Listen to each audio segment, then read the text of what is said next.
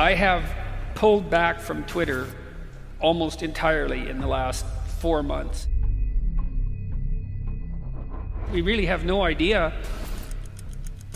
what they're doing to us. You know, you ain't seen nothing yet. The people in Silicon Valley have plans that... The comments on Twitter are really kind of, they're such an odd way of communicating, because who comments? It's not like it's a random sample.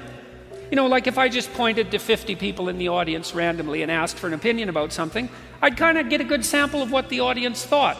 But if I said, okay, who had an absolutely dreadful morning and is just as bitchy as can possibly be imagined? Okay, so why don't all you people stand up, okay? And then I'll ask the most miserable of you for your opinion.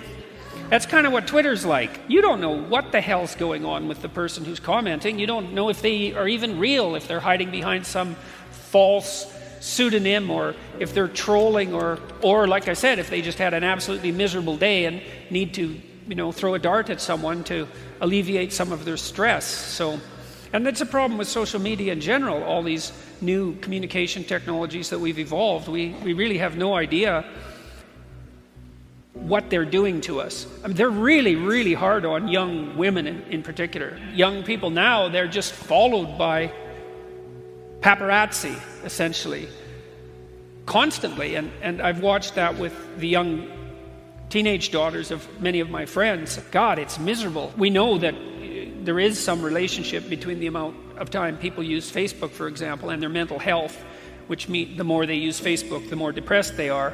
And it might be that the depression is driving the Facebook use, but the causal pathway seems to be the other way around, which is, you know, it's just playing that unbelievably exposed social game.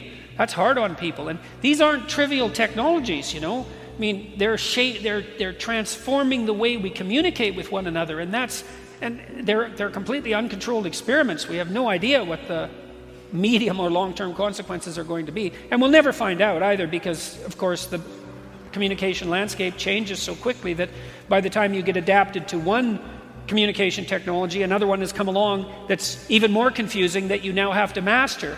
And so, well, that's why it's necessary for everyone to develop their own modicum of wisdom, I believe, because I don't know how else we're going to be able to deal with this technological transformation that's going to come across, is already coming across us like a tidal wave. And you know, you ain't seen nothing yet. The people in Silicon Valley have plans that, well, that make you think that the whole place should probably be bombed just for the safety of the rest of us. You know, because there's tremendous danger in that rapid acceleration of machine intelligence, and we have absolutely no idea where that's headed. Possible it'll be great, but power cuts both ways. So hopefully we can control it with our wisdom, and that's pretty much up to each of you to put your lives together so you can make good decisions.